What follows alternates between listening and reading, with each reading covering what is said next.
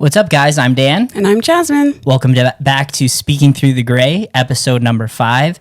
We're going to be talking about politics today and speaking through the gray in this area. There's so much muddied waters when it comes to politics. And today we're not going to approach it from a right versus left perspective, but more or less try to dig into understanding what the political system is and how it actually works. So we're super excited. We have a guest today. We have our good friend Harry Haas with us. Yay. So Harry Haas is, and this thing is still going. Well, people know me. You know? Yeah. Always a big applause break for Harry Haas. So Harry Haas is a Luzerne County Councilman, a history teacher. He was my youth pastor way on back in the day. Many moons ago. Yes, and he has a lot of perspective, a lot to offer, and so thank you again for joining us today. Thanks for having me on, guys. Yeah. Heck yeah. Definitely. Awesome.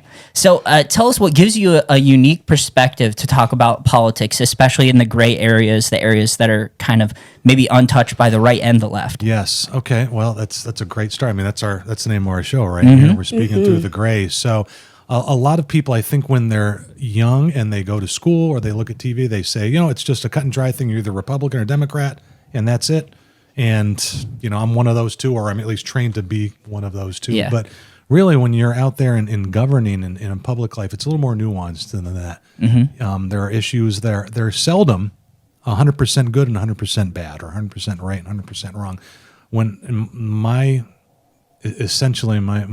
mode of governing is to try to do the maximum best to optimize your decisions for the benefit of the most people as possible. So when these things come on the local levels that are really not necessarily Republican or Democrat, they're not ideological. It's like about where should we allocate this money, or where should we cut this month, or how can we long-term program? So really, it's just trying to gather all the data you can, all the information, get all the stakeholders together, and make your best decision. Nice. And you've had, I was going to say, no, sorry. That's right. You've had to work a lot, especially in our county. Is more blue than red, correct? Well, that's changing a lot. So Yeah. When I was first elected to the county office, we had a change of government. Most counties in Pennsylvania have 3 commissioners.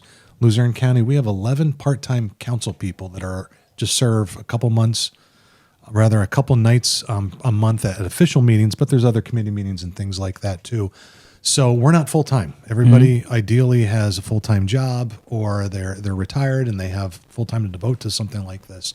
So when we govern, what was the original question, Dan? Yeah, like as far as just understanding, like working with a system, like the core of that question was, as far as, right and left in our area, blue and red, essentially. Red, but right. but essentially, like working with other people and working across that aisle. For the longest time, there was never, ever a party affiliation that played any importance in Luzerne County until this last cycle. I think they nationalized our county now, especially with the presidential race coming up here. So we've had a lot of money come in from the West Coast, from out of state, from perhaps overseas. Some of this you don't quite know where these millions of dollars are coming from. But it's never been about party here. It's always been about doing the best for the people.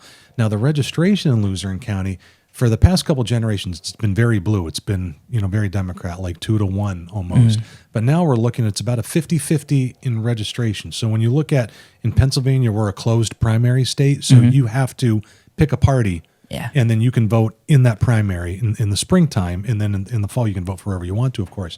Well, if you don't pick one of the major parties, you're kind of left out in the spring election, because those are the only ones that really field candidates. So you can be an independent, but chances are you're not going to have anybody to vote for in the primaries. You have to wait till the fall to vote. So when we talk about what's the political makeup in Luzerne County, it's about 50-50 Republican and Democrat right now, and you have some independents out there. It's like about 10%. Interesting. Yeah. That's awesome. What got you into politics? I'm a history teacher by trade, Jasmine. So I'm teaching kids and young adults. I do some college too, and we talk about the lessons of the past. And I was really convicted. I'm like, well, what good is all this knowledge and this wisdom that you get from studying the lessons of the past if you can't be a practitioner? If you can't really use that to make decisions for the present. So I'm like, you know what? I think I could do something like this. So I got involved.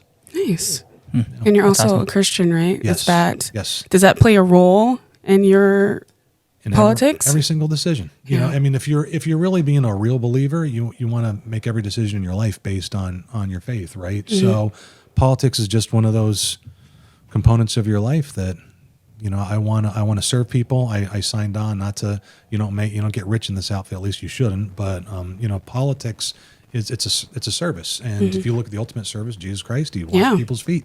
Yeah. And so essentially that's what this is. In my self-interest is I want a better community. I want my town to be the best it can be. So I'm going to do a good job. But also it really is about loving people and serving them.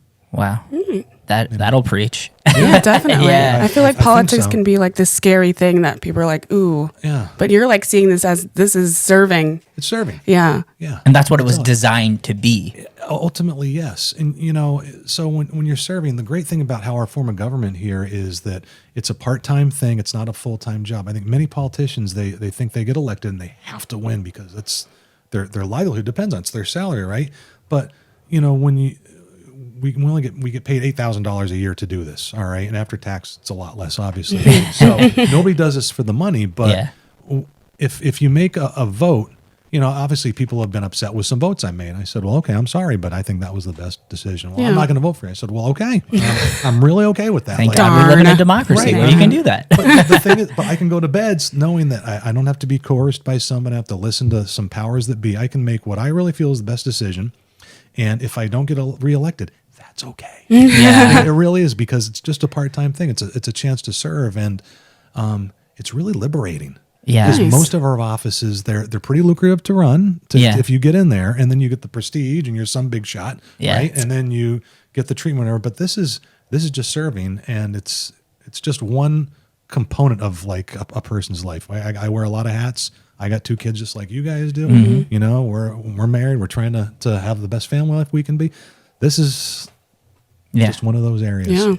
Yeah, it's interesting. So, like, talking about that aspect, there was like a couple things I was, you know, kind of stuck out to me. But the area of being a Christian and in politics, there's a word or phrase I hear a lot: Christian nationalism, when it comes to, you know, Republicans in general, but like, you know, people that are, and I know there's a obviously negative connotation about that.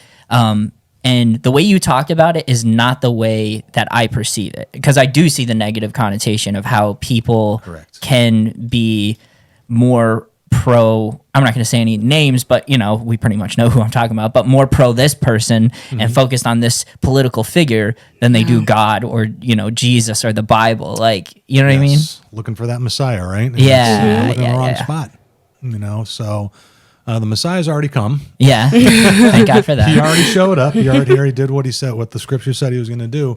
So we want good civil authority. And really, guys, if you look at how I interpret the scripture, you look at the scriptures, you know, all this has some value, but really the ultimate value is, are you serving people? Are you expanding the kingdom of heaven? Are you expanding the kingdom of Christ on earth? And that's how we're going to be judged. That's what did you balance the taxes? Did you pay the bills for your government? Well, yeah, that's important, but it's not the most important thing, which is why I just have a super clear conscience in serving in whatever governing capacity, because I have bigger things that I think are important. Yeah. You know, and Nice. it's really liberating, like I said. And that's really good. And like you said, like, people are looking for a savior, and it kind of makes me think about like Jesus and the Jews at that time.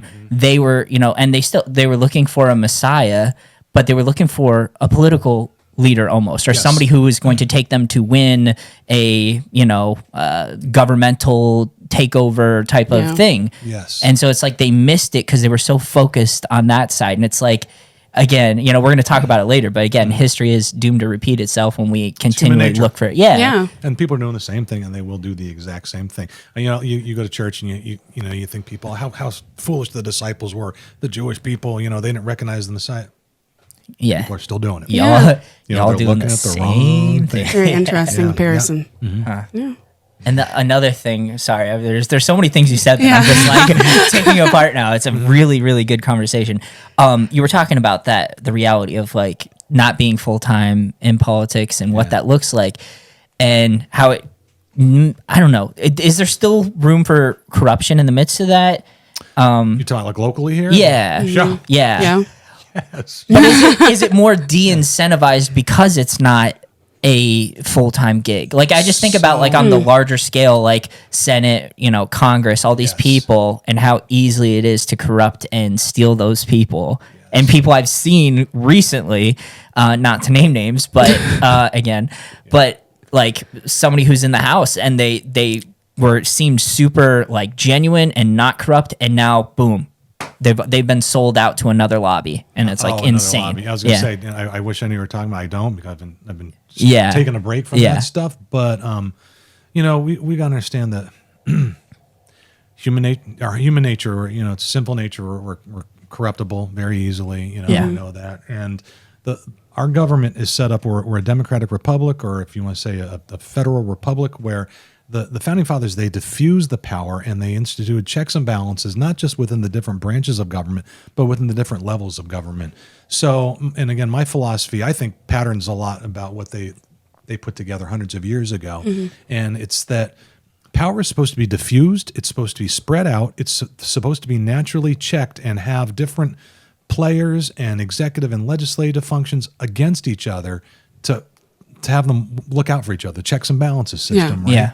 So anytime you get big government coming in here, it erodes that. And, tyrants have been around for thousands of years.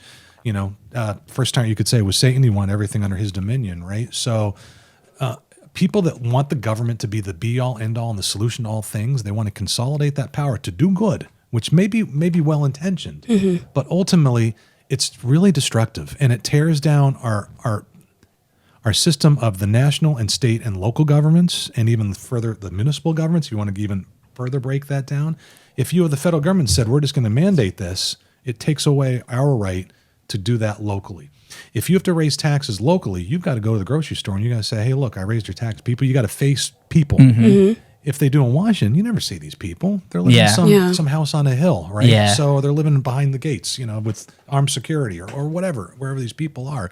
So again, if you look at if people really think through our government, at least the plan of it was really brilliant, and it was a brilliant concept 250 years ago. It still holds true today. It helps prevent that corruption. Doesn't solve it, but it helps prevent it. I think the Greeks also talked about what drives an individual. So you talk about like Aristotle and Plato. They talk about like altruism. People that are truly, they want the best and they're well-intentioned. They're not looking for any gain. I think that's a kind of rare individual out there, to be honest with you. But you figure what drives people, wealth does, prestige, power. So these things at every level of government. If you're mayor so-and-so, I'm the mayor. That's a big deal for some people. Yeah. Right. To me, I'm like, okay, well, that's nice. You're serving. That's still the same person I knew, at the grocery store. Yeah. But the thing is, Ben Franklin said, if you attach a position of honor with remuneration, that's bad form.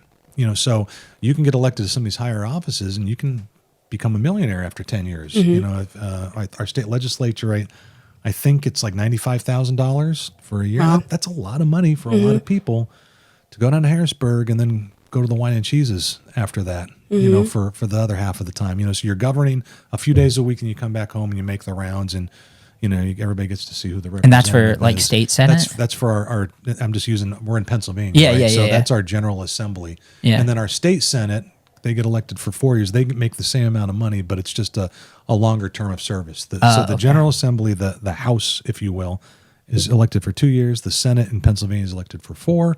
It's the same format as the federal government, where they have the U.S. Senate for 6 years and the House of Representative members. You said 95K? It's around there somewhere. Yeah. Like You're looking that. for How a do new I job? apply? Right. It's good. PA.gov. Oh, thank you. Everybody out there. We're out there, but it's pretty lucrative, and most states have part-time legislatures, and I'm not trying to demean our own government, but I mean, this was never supposed to be a career, and unfortunately, it's turned into that a lot, and a lot of people, they see through the gray, they see what a lot of these people are up to, and it doesn't sell well. Yeah. We need more altruism out there, and more people are deserving, but it's kind of hard because the very, very successful people would never want to do this. And the people that maybe aren't successful maybe shouldn't be governing because they might be non-successful for a reason. Yeah. But right. Sometimes that rises up to the top. So, I mean, I don't know. I said a lot there, but what motivates people and what's the corrupting influence? It's just the human nature. It's the human heart. People make bad decisions for all those reasons, for pride, for position, for finance. And how do you govern that? You got to diffuse the power, and we've got to keep the different levels of government in the lanes so that it can watch out for each other, because nobody's going to be perfect. Everybody's susceptible to that kind of stuff. Yeah. Yeah. All right. We're going to move on to the next question. You were talking about like checks and balances. A lot of people think the president is the know-all, makes all decisions. So what is the different roles between the president, the Congress, and the Senate? I mean, Senate. You're absolutely right. I always tell when I teach this stuff, even to adults, say, we've got the war in Ukraine. Should the president send us to war in Ukraine? And people when they have a little debate about, really, he can't. According to the Constitution, it's the U.S. Congress that declares war. The president fights the war. He's the commander in chief, right? According to the U.S. Constitution, Article 2, Section 2, I believe, and it lays out the very specific duties of a president. So, the big thing is he's our military leader, and that's the number one and most important function. And that's when the 13 colonies were making their first government during the Revolutionary War years. They were a confederacy. They had to be unanimous in their decisions. They didn't have the power to tax. They had all these weaknesses, and the government was very weak. And they had to borrow money to pay for the war effort. And let's face it, the colonies were self-interested just like people are. They said, why should I pay you money if I need it here for my own backyard?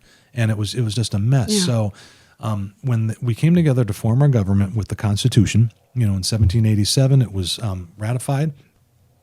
And so it laid out the expressed powers of the Congress and also the president. So the president can declare war. I'm sorry, he can't declare war. He can fight the war. He is the chief executive officer, so he has to carry out all the laws that the Congress puts forth. He has to appoint cabinets and ministers and diplomats and things like that to basically run the United States bureaucracy.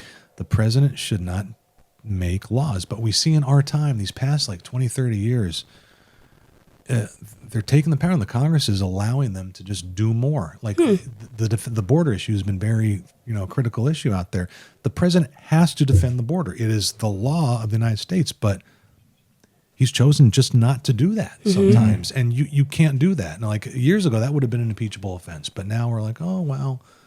So a lot of that comes out of ignorance of our people, of the population. We don't know what the roles are, and then I think also a lot of people, they really think government is the place to go to get something done and to help the people. I want to help people. Well, really, you should go to balance the books. You should really go to balance the budget, to have the government live within the means so we all can experience freedom, so we can have the maximum freedom to do and pursue our goals, to do what we want to do. And if you really want to help people, work for your church, become a social worker, invent something.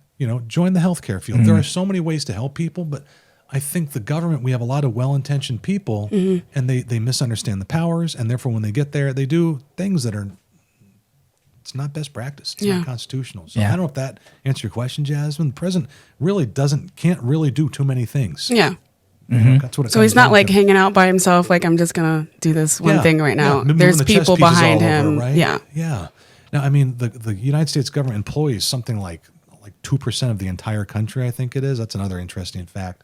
So the president is the boss of 2% of our population. If you fight in the military, if you work for the U.S. Post Office, if you're in any of our agencies, Social Security, you're the president is your manager. And that's what a lot of people don't quite understand either. So the federal employment system is also very lucrative. You have a lot of benefits. And I guess the president just raised the salary of some cohort of workers. And that's one of those things where the purse strings are held by the Congress, but because it was an executive order, the president somehow thinks he can do that. And again, that would not have flown not too many years ago. What do you think has changed? You got any? What's changed? If when we look, you're talking about the polarizing thing, but the the history that people don't know about, it really, when you look at it, I have to go back about 90 years to the Great Depression. Okay, so I'm taking you all back. 1929, the stock market crashed. We had 10 years of depression. Okay, and with that, the Republicans had administered the country through the Roaring Twenties, right? It was a very successful time for business, innovation, things like that. And 1929, it falls apart. Franklin Delano Roosevelt gets elected in 1932, and he becomes president in 1933. So with that, you might have heard of this program called the New Deal, all right? So his New Deal was that we're going to give America a new deal. We're going to put people back to work. And he talked about bold, persistent experimentation, which is, political speak for, I'm going to do whatever it takes to maybe get people back to work. And I don't want to demonize the man, because I think he was well-intentioned in many areas, but at the same time, the New Deal put in this federal bureaucracy that it's just cost us so much money that we've never, ever been able to afford to pay. And so we had, through the 30s and 40s, it was all controlled by the Democrat Party. 1950s, Dwight Eisenhower was a Republican. He was a pretty moderate Republican, and they had the Congress for a couple of years. And then the 60s, you had JFK and Lyndon Johnson, so you had his New Frontier, and you had the Great Society. So the Great Society expanded Medicare and a lot of our social programs and Medicaid. And when you look at that period of time from the Depression, 1932, until I guess maybe Richard Nixon, 1968, that was mostly just leftist government. Government grew, and I'm thinking my math, like for 35 years, it was just like pretty much one party rule. Okay, does that make sense, guys? Yeah. I know I'm the history guy, so I'm throwing dates on. I mean to confuse you. So since then, we've had kind of divided government. We've had maybe some Republican presidents, but we've had a Congress that was Democrat.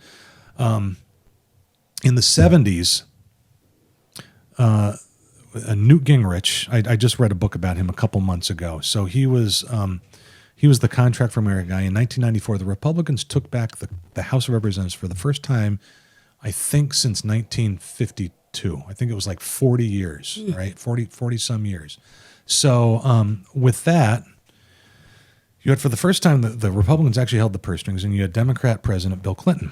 And so they were forced to work together. Like, so Gingrich, love him or hate him, he just said, look, we're just not gonna roll over anymore and be the permanent minority party like they had been for like 40 years. He said, we're gonna balance the books. We're gonna get rid of some of these social programs we can't afford, and we're gonna move forward. So Bill Clinton and a Republican Congress, they balanced the budget for the first time in like 30 years. They made it work. And then we had the .com going on then too, so we had innovation. So for the first time, we saw a boom in our economy that was also sustainable. Ronald Reagan was president in the 80s. They still had the Democrat House, I guess. I should know this too, but he didn't have the full support of the Congress. So it wasn't like when a Republican senator goes very right and they cut everything. It's always like a Republican senator, and they're kind of like, well, I guess we're going to not grow government as much as it's been growing. And so we've seen in our country for almost 100 years, about 90 years now, it depends on the pace of increased government and increased spending and increased debt and just increased tyranny, because we have less freedoms when government gets bigger. And then sometimes during a Republican, it just kind of, the growth slows. So when you talk about how it's been divided, since the 90s, it's been almost a 50-50. So we had, Bill Clinton left office. He's a pretty popular president, despite some of the scandals that happened. He got reelected twice. He probably could have got elected a third time. But his vice president ran in 2000, and he lost a narrow race because the country was like a 50-50 country. So you had George W. Bush take over then. Again, kind of moderate Republican. And then you obviously had Barack Obama in 2008 with Democrat majority first term, and then after the Republicans. So you had government really increased during his first term, and then it kind of like slowed. And then under Trump, the military went up, but some social programs were cut. But we still are running a deficit. It's not slowing down. And your kids and my kids, their kids are going to have to pay for this. Like, they're not going to pay for it. They're going to have to. And what I'm sure, I feel like I'm yammering on here, guys. No, you're good. I'll shut up after this point too. We've had like 20% inflation over the past 4 years. And that doesn't just happen like because of the free market in our country, because when you have bad government policy, go out there, that tweaks things. So when you like when COVID was over, the Biden administration just sent out more checks, more COVID checks to people. Like, but we were coming out of COVID and it just like primed that pump. Like we didn't need to do that. Yeah. So people have this extra money. People are going, I'm going to buy that flat screen, or I'm going to buy that extra size of Doritos. I don't need it, but I'm going to buy that. So they're just, average person going to buy more stuff. Yeah. But not really pay down our debt. So we kind of just brought this on ourselves, and it's very painful because when you look at the long view, it's been going on for a long time. I didn't come on today to badmouth any one politician, although it's kind of easy to do. Yeah. But just close your eyes and throw something. You'll hit one. really, like there's going to be a reckoning, and the adults have to sign up. They got to make some hard decisions because we cannot. This is unsustainable. We just can't keep on spending and going to debt because eventually the world is going to figure out that the American dollar is not worth anything, and they're going to go somewhere else, and then we're in trouble. Well, and you they were don't saying teach you this in who was school. the president Yeah. you were first talking about in the 20s? In the 1920s, they were a Republican president. So you had Warren G. Harding. Which one's the one that Calvin took us Coolidge, off the and gold Herbert Hoover. standard? Roosevelt dollar. did that.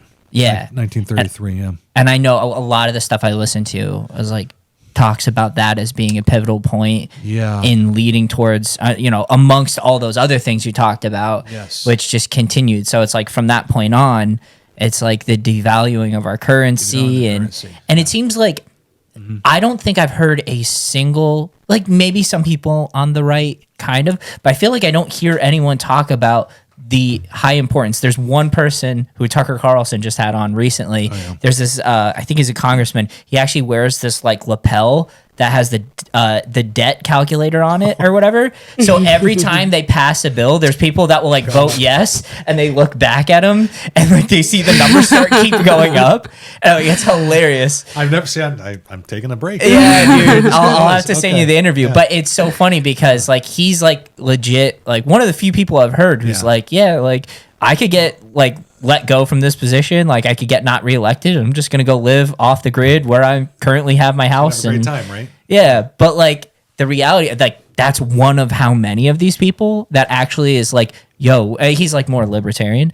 But the realities of the debt, like it seems like nobody really cares. They used to Yeah. print it in the newspaper like on a daily basis, and it's just like it talk about off the grid. It's just off the grid. It's off people's conscience because they really think this prosperity that we're having. And let's face it, we are the most prosperous country it's ever been. So therefore, this may not last forever. People think, oh yeah, we're just always going to. No, that history shows us that doesn't happen.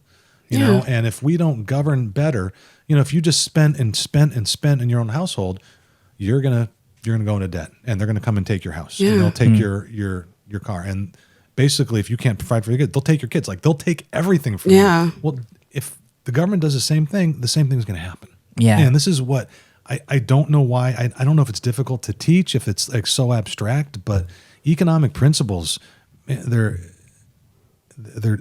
you can't dispute them. Yeah. It's the truth. Well, and it's not even complex. I just feel like we're not talking about it. Like why are they? Wonder like, why. Yeah, I mean, Dave Ramsey, does a lot with finance, and he does a has good gotten job. that Yeah. into a lot of public schools too. Okay. And just teaching kids financial literacy.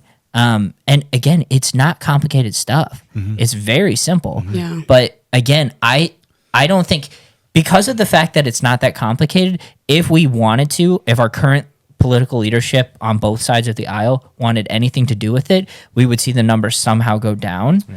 The only time it goes down is April 15th, I believe, because people are paying their taxes. Well, some people. It's be like a blip. Yeah. It's like that's the guy I talked about. He's like the only time that it goes down a little bit, and then the next day it just continues to go up. Yeah. But the realities of that, again, like it's just the reality of how corrupt the system is. It's like all these people, they're not voting. Very few people are voting on behalf of representing their people, which is what they're called to do. And it's like infuriating. Like I saw an argument, I forget what state it was, but they were arguing back and forth. And he's like, so you're going to take the advice of the people from your district over the professionals who know what they're doing? He's like, yeah, that's what I got elected to do. Yeah. And he's like, your comment was very telling, sir. Like, you're obviously bought and paid for. Like, but again, Absolutely. it's just, It's very, very disheartening. So, like doomsday darkness, what do you think could happen if we stayed on this? Yeah, so I've watched a lot of YouTube videos on this. they're scared, right? They have the ominous music, dong dong. Yeah. Give me a nice imagination. Well, it's just happening for. I mean, it's not like there's gonna be a black hole and we're all gonna fall into it, right? But if you look at past empires who have leveraged their own currency to keep their power, that's what happens. It happened most recently with the United Kingdom. Okay, so until World War II, the United Kingdom was an empire. They had colonies all over the world, and it was expensive to do that. And then when they had to fight Nazi Germany and then Imperial Japan as well, they realized this is really not sustainable. It costs us more money to defend these places than it does to get. So the British pound lost value. They lost clout, and they had all this debt, and basically they had to borrow money from the United States. Even they were indebted to us. So it's like borrowing money from your broke cousin, essentially. Yeah, really, right? I mean, the United States funds the entire. Right, that's a whole other topic of conversation. But the British did this. They were bankrupted. The Spanish, any empire, the different Chinese empires, anyone that gets overextended, and you just pay out more than you take in. It's unsustainable. The debt comes and tracks you down. So if you look even when I teach this to kids in school with the Roman Empire, so you can even see by the currency they used, they would put Caesar's coin on a denarius, on a silver coin, or his image on a silver coin. And over time, they used inferior metals. They used like iron. So later on in the empire, they're using like iron coins. Right? They're not using silver, not using anything of value because they decrease the value of their coin. And we do the same thing now too. We just print the money out. We don't, like Dan, you talked about, taking off the gold standard. It's called fiat currency. You just keep on printing and printing and printing, but the market is never fooled. What this bottle of water today might cost 50 cents. I remember a couple of years ago, it was like a quarter. It was like a dime not too many years ago. Yeah. But even a bottle of water, because people know it just takes more money to pay for the same good or service today. And that's all it really comes down to. Okay. The more you have, the less value it is. It works with precious metals, works with money. Wow. Yeah. Crazy. Yeah, there's so much to unpack, and I'm like, all right, we'll try to fit at least a couple more questions in because I know you have other things also, some lightning bugs to catch with your kids here. So yeah, we do. So a question I was thinking about last night was, should people pay more attention to local politics than national politics? Yes. Good question. I think it's easier to pay attention to national politics because there's only a handful of actors. But here in the local, everybody has a town they live in. So, your municipality, it's the government, to answer your question, Dan, rather than just go around, it's the government that affects you the most. So on a day-to-day basis, are your streets plowed? Is the trash being picked up? Is it quiet in your neighborhood? Or do you, is always a racket going on? So all these things are all local issues. And this is what most people have no idea about, where to go to get the solution to their issue. Right? Yeah. So I think what impacts us the most is the local level, our town and our county. Our county government really just does, we fund the courts, the system of justice here, and we house inmates that generally temporary basis. Those are the two big functions of the county. So you don't deal with the county government too much, except maybe on election day because they run the elections. But your local municipality will impact a lot. However, we keep on seeing, like we said at the beginning of the program, we have a lot of our local and smaller governments have abdicated a lot of their responsibilities, and they've given it over to a bureaucracy in the federal government. So what's now in our time, I think the state is spending a lot more of our money. When you pay your taxes, more of your money goes to the state than the federal government than anywhere else. And so it's good, but we can only vote for one congressperson and two senators out of that whole mix. But here at the local level, you can vote for all your borough council and your mayor and everything like that, your school district. They spend a lot of your money and craft policy that affects your kids. So I don't know if that's a real great answer. I think if you want the government that is closest to you, you want to get involved locally and pay attention to that more. If you want to be concerned where your money's flying off to, the national. Yeah. Oh, that's great. Great question. Yeah. Or great answer. Yeah. That's all right. A great question on my part. Both. Yeah. Good job. All right, I'll go to the next one. Does big money run our political system? If so, how do we stop it? Yes. On the local level, you can get around it because these are very local races. And if you go out and you knock on doors and you meet people like in town, you can definitely do it. On the county, you can do that to a lesser extent. At the higher levels, it most certainly does. And I never wanted to believe this, Jasmine, but I saw in the most recent election cycle, and especially in Pennsylvania too, if you have a well-organized machine behind you in a campaign, if you just keep on praying off mailers and every day you're like, oh, here's candidate so-and-so. Well, who else is running? I don't know, but this candidate so-and-so is. And, so if they're independently wealthy or if they have a lot of backers that have a lot of money, it's very easy to get traction with enough people. Now, there will be some people they don't pay attention to it. They really do some research online. They read the newspaper, or I guess online they listen to podcasts and blogs, right? But I think anywhere higher, it's definitely controlled by money. I wouldn't have said that just a couple years ago, but I'm really seeing here now, especially with this mail-in balloting we have here in Pennsylvania and in a lot of states, that you can vote up to 2 months in advance. Well, how is that fair? Oh, that's still a thing? Oh, yeah. Yeah. Oh, No, I didn't know COVID. that. Yeah, it's a ridiculous policy. But. That's another show, too. Yeah, it's a whole nother episode. We'll have you on later. But I think, like, if Jasmine Gray wanted to run for mayor of Kingston, you can go knock on doors after work every night, right? And meet some people. But if they're already voting 2 months before Election Day and your challenger has like a couple $100,000 and they just hit the whole town with a couple mailers. Interesting. They're on TV or on their billboard and you're looking up, there's the billboard, and you're here with your handful of stuff and your good nature. That's what you're going to get. And it's really sad. And this is what the left, they never acknowledge this, that this is really corruptible. This mail-in balloting and big money. And it really, the one hand washes the other. Yeah. Well, and I feel like I feel like I learned this at least when you were working with you on your congressional campaign. Yeah, exactly. Because like that is when reality sunk in for me, big time. Because I was like, it's not about who is the best candidate, who has the best. It's like a job application. Like I'm an employer. Like I have to bring somebody in, interview, look at their resume, and be like, okay, like if I'm going to hire a driver and I see this guy as like 3 DUIs and losses, license multiple times, I'm not going to hire this idiot.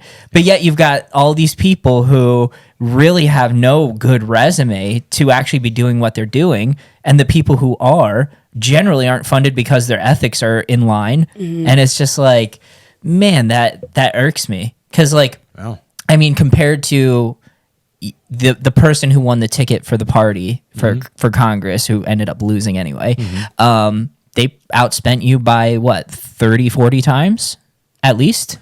Yeah, my race, I mean, we had 5 people in the mix, I think. I mean, it was only 4 years ago. Yeah, I know, but it feels like a lifetime ago. Yeah, it does. It really, and in some cases it was, but I don't think that particular race stand is any different than anywhere else in most of the districts across the country, because you have powerful influences that they want that influence in Washington, and they want to be able to pick up the phone and contact their person and be like, look, I need this. And they want that. So the person that's just well-intentioned that's going to go out there and just do a good job is not going to feed into that, and they're not going to have that connection. So that's, I don't know, that's like 10% of the vote right there. Just like the people that really want to have that influence. And all those people have friends and people talk, and that's how it goes. So, and then you have the other side of the spectrum, what's called the low information voters that just don't pay attention. They're like, oh, well, I like that person's teeth, so the vote for, or I like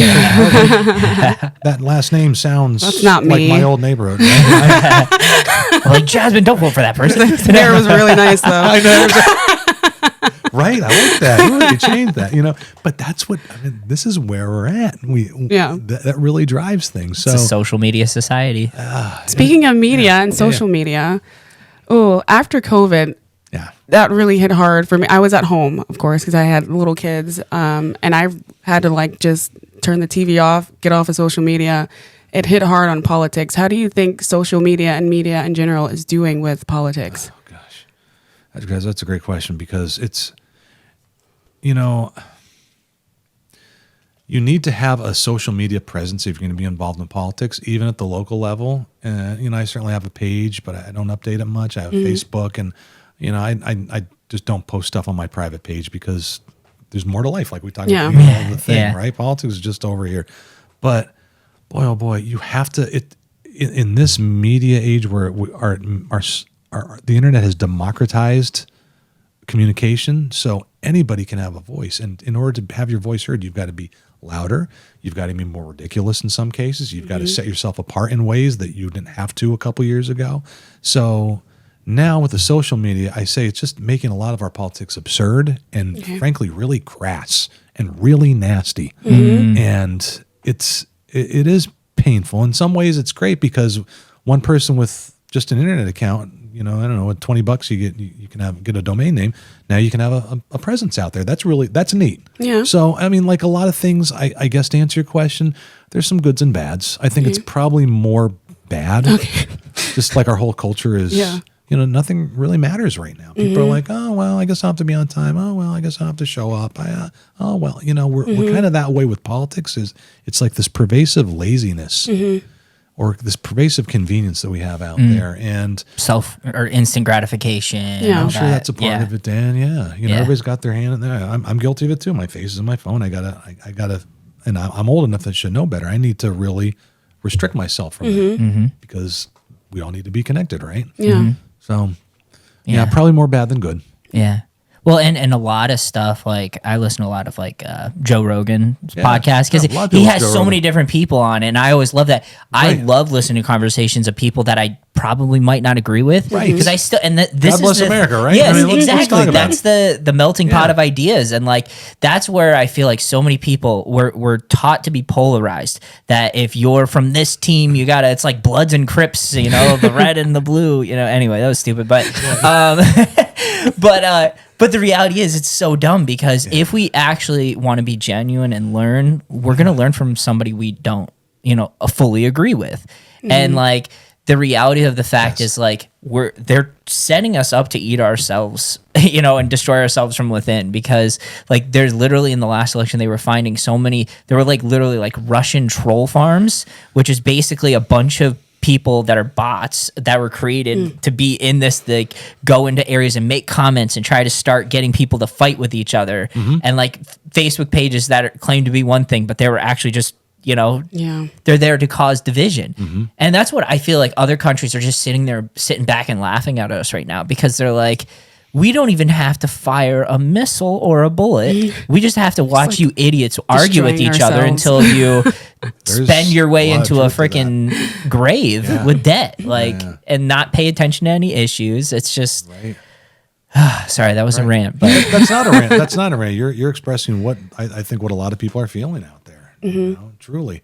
And if you think about it, we've got this massive inflation here, so you have to hustle more to pay the bills, or you have to get an extra job, or both parents have to work. So, and everybody's trying to make it, and who really has time to research the candidates? Like a lot of people just don't have time because it's so hard to get the job done. And so, again, going back to your local level, Jay, talk what government can make the biggest difference.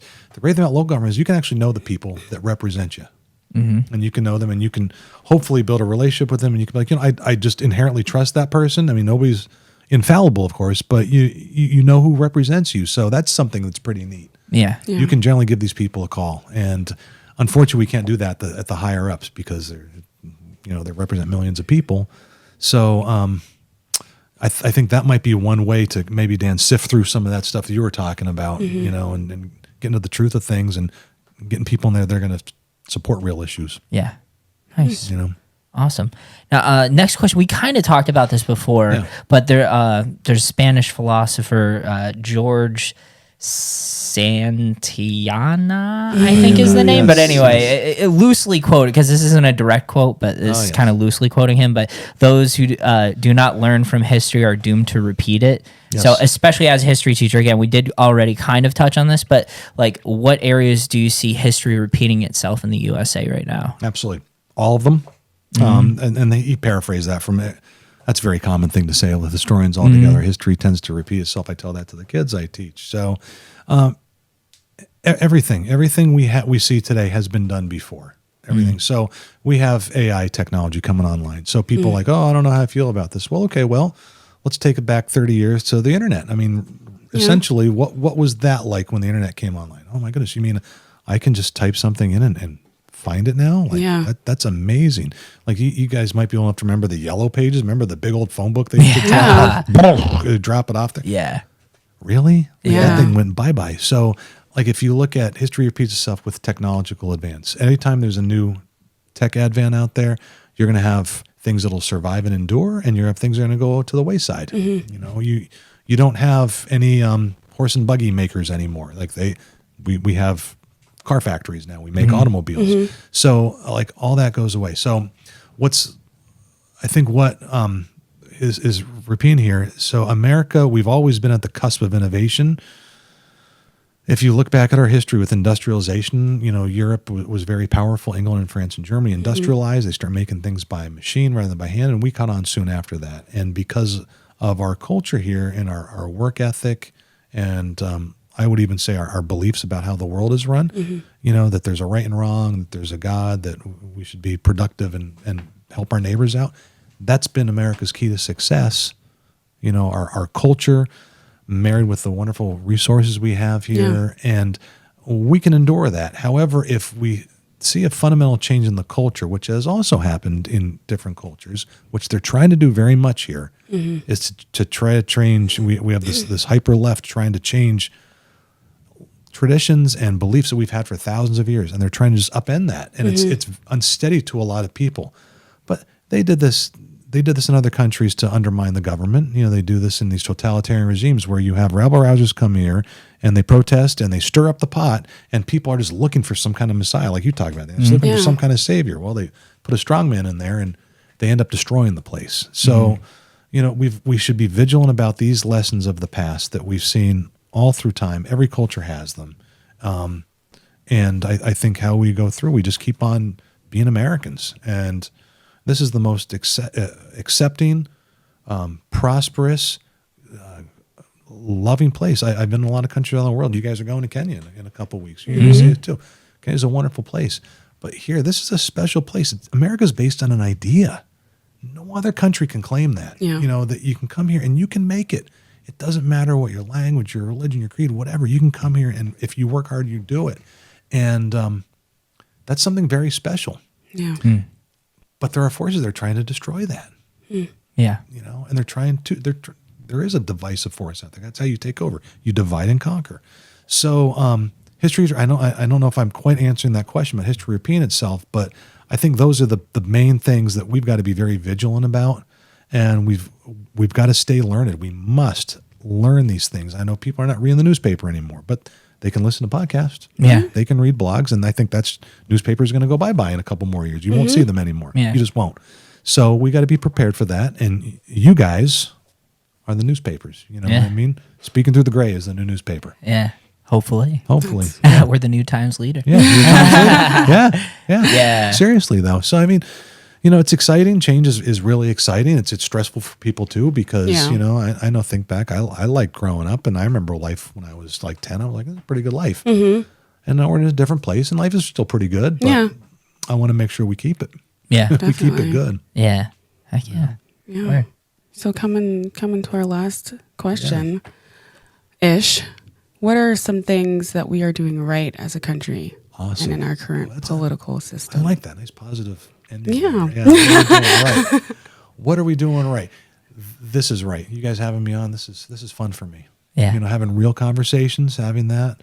I think I'm going to go catch fireflies with my kids and my wife. We did that last night. We had a ball. I think, and something that I need to be vigilant about, our face-to-face is so important. You know, having this, and I got my face buried in my phone, and I'm checking things off, and you know, I'm following the online stuff. But I think we all need to really don't forget the importance of meeting together. Yeah, and being near each other physically. Yeah, and not just zooming in. Yeah.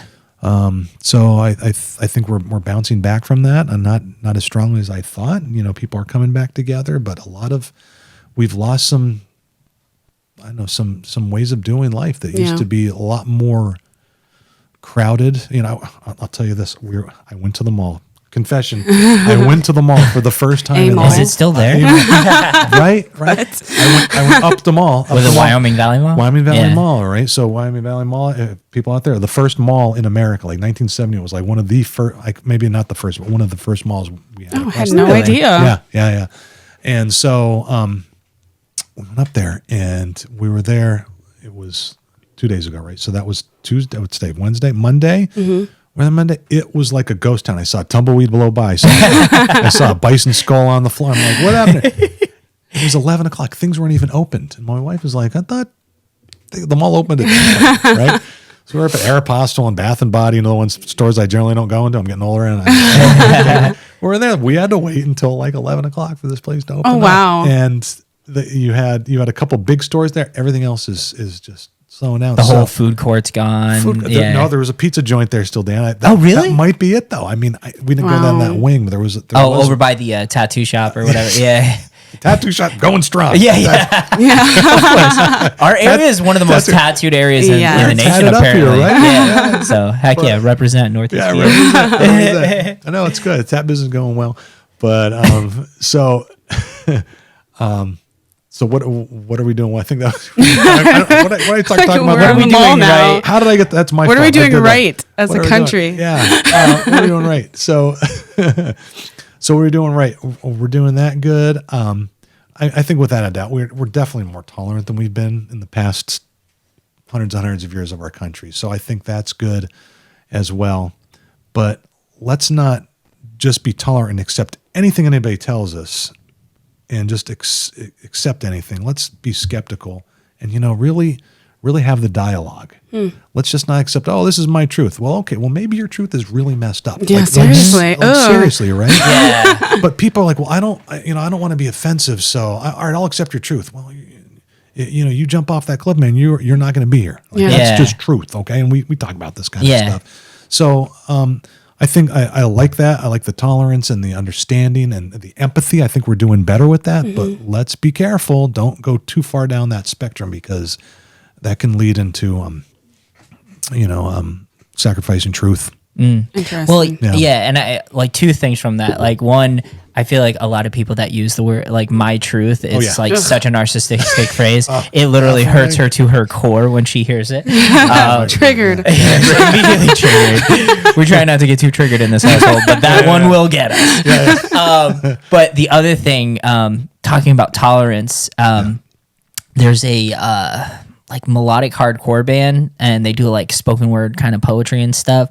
And on one of their T-shirts, they have, I believe I still have it too, but they said, sometimes even tolerance is void of compassion. And I was like, dang. Good on you, band. Yeah, like that's a reality a lot of people don't think about. Like, again, tolerance in itself is not bad, but what are we tolerating? Like, it's like, hey, I disagree with you, but do your thing. You have the freedom to do it. Like, even if I disagree with your choices, your whatever the things are, but there has to be a red line. Like, I mean, we see that in our political system so much. There is no line anymore.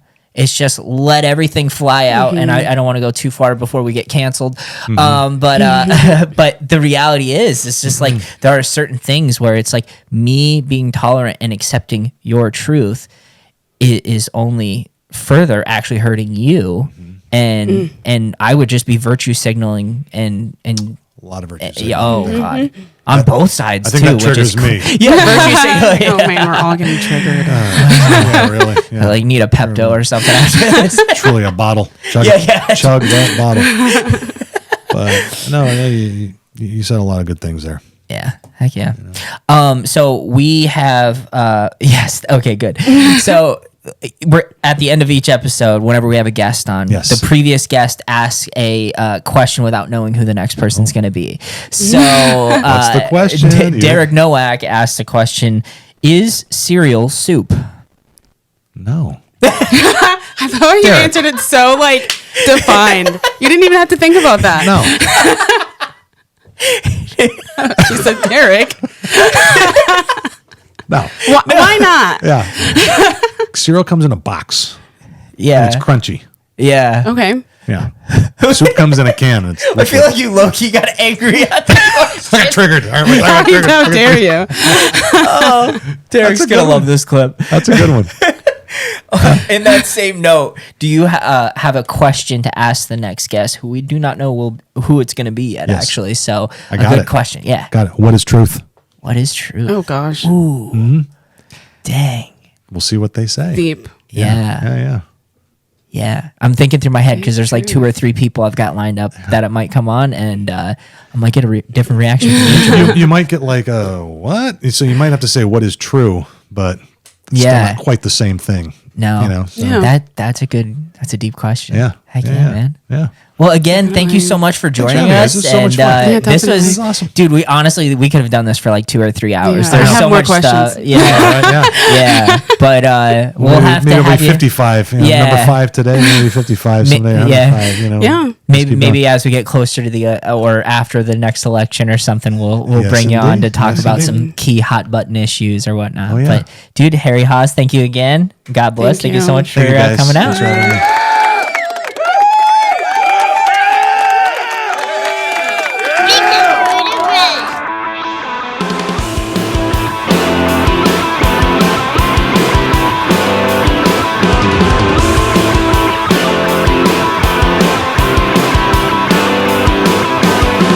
Speaking through the gray. Speaking through the gray. How did it happen?